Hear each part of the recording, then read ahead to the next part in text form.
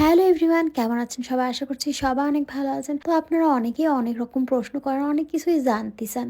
তো তার মধ্যে একটা কমন প্রশ্ন হচ্ছে, আপু আপনারা ওখানে কি খান? আপনারাও কি জাপানিজদের মতো ওই সেদ্ধ, কাঁচা ওইসব মাছ-টাছ খাইয়ে থাকেন নাকি? তো না রে বাপু না।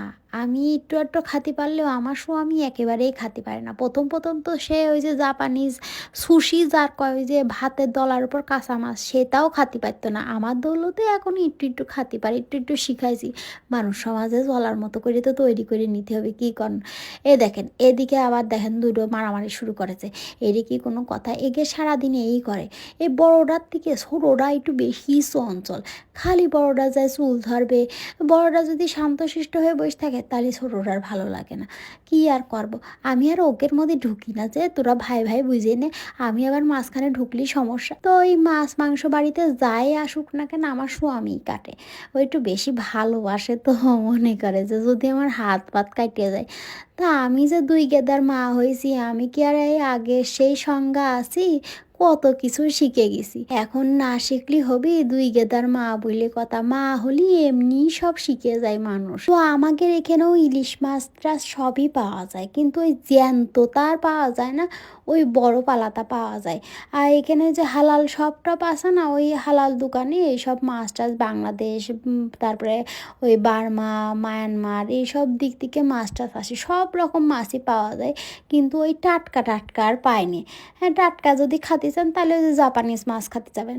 ওই সালমন, তারপরে টুনা ফিশ এইসব আর কি। তো ওইসব কি আর আমাদের বাঙালিকে সারাদিন ভালো লাগে? সবসময় কি ভালো লাগে কন? ওই দেশের একটা স্বাদ আর হুটহাট করে তো ওই দেশে যাতেও পারি না। ধরেন সেই ২০১৭ সালে লাস্ট গেছি, এখন পর্যন্ত দেশেই যেতে পারিনি।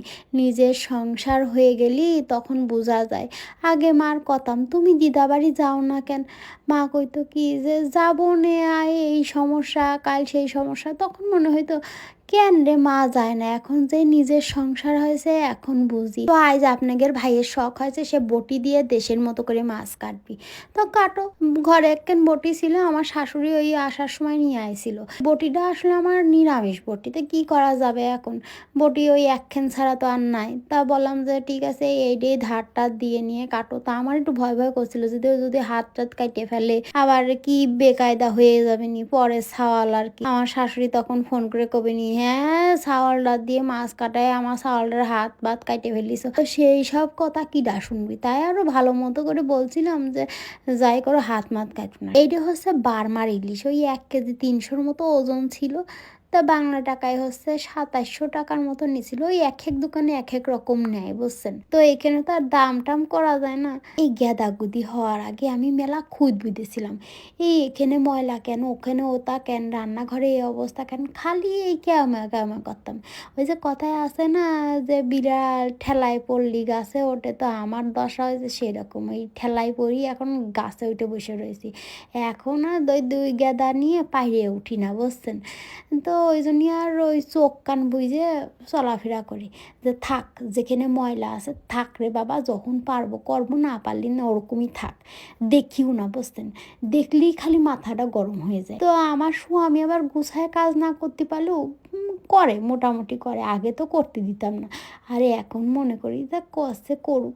এই গুণটা আবার আমার শ্বশুরের কাছ থেকে পাইছে। আমার শ্বশুর হচ্ছে আমার শাশুড়ি মেলা হাতে পিঠে কাজ করে দেয়, অনেক যত্ন আত্তি করে। আমি তো একেবারে নতুন বিয়ে হয়ে শ্বশুর বাড়ি যেয়ে একেবারে তাজ্জব মারি গেছি।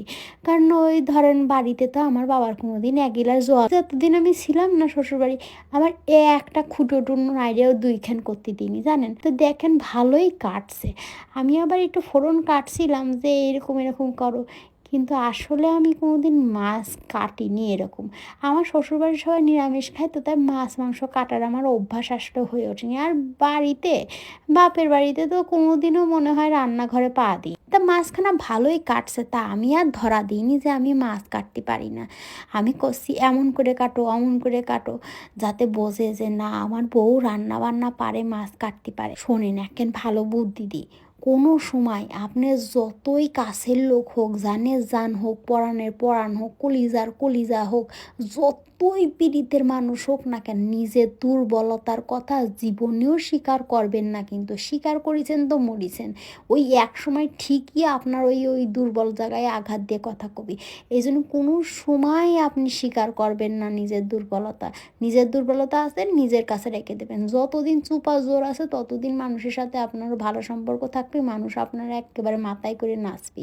আর যেই আপনার চুপার জোর শেষ হয়ে যাবে সেই দেখবেন যে আপনার কেউ সম্মান দিচ্ছে না, কেউ আপনার পাত্তাই দিচ্ছে না। তো এই যে আমার স্বামী ভালোই মাছটা কাটেছে, আমি নির্দেশনা দিচ্ছিলাম এমন এমন করে কাটো। তো যাই হোক, আমি যে মাছ কাটতে পারি না এইটা কিন্তু আপনারা ভাবেন না, আমিও মাছ কাটতে পারি। কাটতে দেয় না তাই একদিন কাটতে দিয়ে দেখুক আমি কি সুন্দর মাছ কাটে দিই। এ দেখেন আবার শুরু করেছে এরা।